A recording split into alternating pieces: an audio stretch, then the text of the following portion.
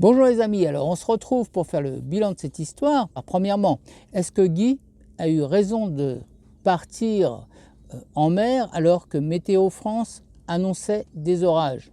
Bon, il faut savoir que Météo France annonce des orages, ça ne veut pas dire qu'on va passer juste sous ces orages-là. Donc on est beaucoup de toute façon à partir, même s'il y a un avis d'orage. Mais on surveille plus attentivement leur position. Alors pour ça, il existe dans la plupart des sites météo des cartes radar qui vont nous donner pratiquement en temps réel la position des orages et puis leur déplacement, savoir si on a un risque ou pas d'aller vers eux. C'est le moment peut-être, à ce moment-là, si on voit qu'ils se dirigent vers nous, de faire demi-tour pour se mettre à l'abri. Alors, une fois que vous êtes en mer, si vous voyez des orages au loin, il est possible d'utiliser votre compas de relèvement pour voir si le relèvement, l'azimut reste constant. Si c'est constant, c'est que l'orage vient vers vous. Si ça ne l'est pas, vous allez pouvoir vous déplacer légèrement pour éviter de rentrer dedans. Donc ça, c'est important. Si vous disposez aussi d'un radar sur votre bateau, vous pouvez vous en servir, bien sûr, avant que l'orage soit sur vous, parce qu'après, ça risque d'être dangereux. Mais avant qu'il soit sur vous, les images radar voient parfaitement les cellules orageuses se déplacer et vous allez pouvoir suivre facilement leur déplacement pour éviter d'aller dedans. Un autre moyen que nous avons pour suivre le déplacement des orages, c'est de suivre les déplacements du vent. Il faut savoir que le vent en altitude n'est pas le même forcément que le vent qu'on va avoir en surface ici. Donc pour ça, il faut savoir que les orages se déplacent dans des zones de pression qui sont de 500 hectopascales. Donc vous allez sur des sites spécialisés, moi je prends Météo Ciel par exemple. Sur Météo Ciel, vous mettez sur la carte 500 hectopascales et là vous allez voir dans quel sens vont les vents. Ça va vous permettre assez facilement de voir dans quelle direction vont se déplacer vos orages. Alors si vous n'avez pas la chance d'avoir internet pour les suivre sur carte, vous pouvez les suivre à l'œil nu. Ces 500 hectopascales de pression, ça se trouve à peu près à 5000-5500 mètres d'altitude. C'est là où se trouvent les altocumulus et les altostratus. Donc vous les repérez dans le ciel, vous voyez dans quelle direction ils se déplacent et ça vous donnera une idée assez juste du déplacement de l'orage. Alors, à un moment, Guy se sent vraiment vulnérable. Il se dit, il est tout seul en mer, il voit son mât, il se dit, je suis la cible parfaite pour la foudre. Qu'en est-il en réalité? Il faut savoir que c'est pas si évident que ça, puisque l'eau de mer, donc c'est une eau très salée, elle est extrêmement conductrice. Et la foudre aura plutôt tendance à aller vers cette partie très conductrice, l'eau de mer, c'est-à-dire de taper directement la surface de l'eau plutôt que d'aller chercher votre mât.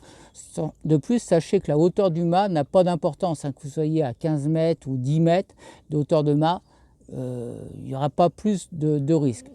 Le fait d'être relié à la terre également n'a pas de conséquence sur le fait d'être touché par la foudre. Que vous soyez relié à la terre ou pas, si la foudre doit taper, elle tapera. Par contre, les conséquences ne seront pas les mêmes. Si vous n'êtes pas relié à la terre, ça risque d'être assez grave au niveau du bateau, du matériel ou même de votre vie. Alors, dans notre histoire, Guy se regrette de ne pas avoir mis sa chaîne autour du mât et de la faire aller dans l'eau pour servir de chemin de terre, en fait. Eh bien, est-ce vraiment si important que ça? Pour l'instant, rien n'est prouvé. Est-ce que c'est vraiment efficace? On ne sait pas. Mais est-ce que l'inverse n'est pas prouvé non plus? Donc je sais que nous, on préfère le faire. C'est quelque chose qui va permettre d'améliorer le passage de la foudre vers l'eau. Ça, c'est important. Alors heureusement, aujourd'hui, les bateaux modernes sont tous équipés de tresses de masse qui vont permettre de relier au mât jusqu'à la quille, qui va permettre de bien enlever faire circuler toute cette énergie vers la terre, et qui va éviter les gros dommages. Sur les bateaux anciens, les mèches peuvent être endommagées, il peut y avoir pas mal de choses qui ne vont pas, donc nous, on a préféré mettre aussi la chaîne. Alors que se passe-t-il si on n'est pas relié à la terre? L'arc électrique va traverser directement tout le bateau pour rejoindre la surface de la mer, donc la terre en fait, et là ça peut être très grave de conséquences, c'est-à-dire que vous allez avoir des fusions, vous pouvez vous retrouver avec le pont qui fond, même le métal peut être atteint, le mât peut être tordu, complètement fendu dans certains cas, et ça sera pas sans conséquence.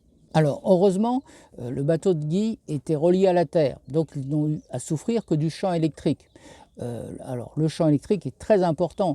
Déjà quand la foudre a frappé, tout ce qui était en tête de mât a grillé. Ensuite, ça a continué de descendre le long du mât. À l'intérieur, le champ électrique a complètement grillé tout ce qui était appareil électrique. Le tableau de fusible fumait, l'alternateur a grillé, le pilote également. Toute l'électronique en fait a été touchée, radio comprise. Alors, aurait-il été possible d'éviter cela? Un conseil, quand vous arrivez dans l'orage, débranchez tout.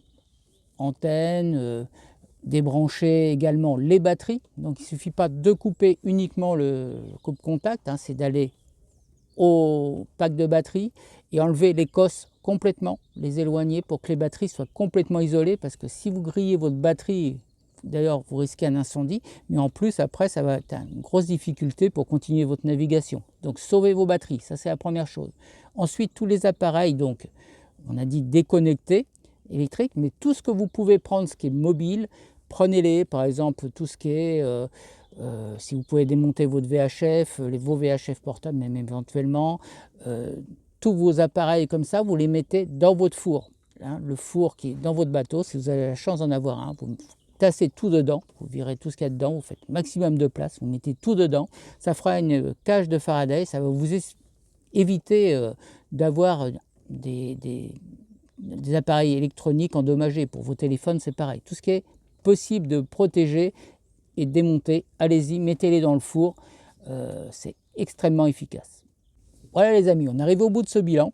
Alors si vous voulez en savoir un petit peu plus sur les conduites à tenir en cas d'orage, hein, il y a une vidéo qu'on a faite sur ce sujet, qui est là, le lien est là ou là, enfin bon, vous allez trouver, on le mettra aussi en commentaire. Et ça pourra vous aider à comprendre un petit peu mieux l'orage, phénomène d'orage, et puis savoir un peu comment on peut réagir face à ce problème. Bon, j'espère que pour vous, les navigations se passent sans aucun problème et que vous profitez au maximum du beau temps comme ici. Allez, je vous souhaite à tous de belles navigations et je vous dis à bientôt.